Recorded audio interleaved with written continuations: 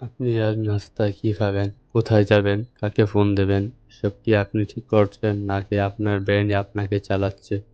আজকের ভিডিওতে আমরা জানব কিভাবে মস্তিষ্ক আমাদের প্রতিদিনই ছোট, ছোট সিদ্ধান্ত নিয়ন্ত্রণ করে।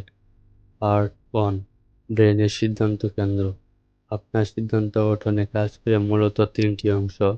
প্রিফ্রন্টাল কর্টেক্স যুক্তির চিন্তার জায়গা, অ্যামিগডালা আবেগ নিয়ন্ত্রণ করে, বাসাল গ্যাংলিয়া অভ্যাস তৈরি করে।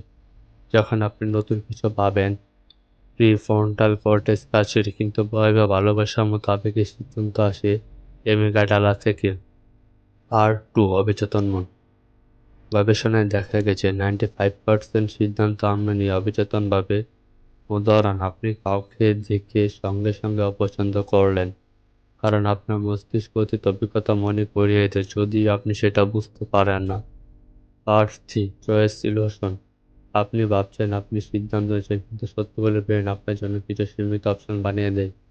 ধরুন, আপনি আগের এক্সামে ফেল করেছিলেন, এখন আবার চেষ্টা করার সময় ব্রেন আপনাকে ভয় দেখায় যেন আবার ব্যর্থ না হই। পার্ট 4, বিজ্ঞাপন ও ডোপামিন ফাঁদ।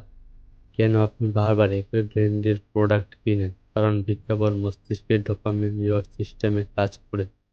একটা সুন্দর বিজ্ঞাপন আপনাকে তাৎক্ষণিক আনন্দ দেয়, আপনার ব্রেন তখন বলে এটা ভালো। পার্ট 5, কীভাবে সিদ্ধান্ত হ্যাক করবেন। আপনার ব্রেনের উপর নিয়ন্ত্রণ পেতে চাইলে প্রতিদিন জার্নালিং করুন। সিদ্ধান্ত নেওয়ার আগে 10 সেকেন্ড থেমে ভাবুন। আবেগের সময় সিদ্ধান্ত এড়ান। মাইন্ডফুলনেস অনুশীলন করুন। একটা সহজ টিপ, সকালে ঘুম থেকে উঠে বড় সিদ্ধান্ত না নিয়ে 30 মিনিট সময় নিন ব্রেন রিসেট করতে।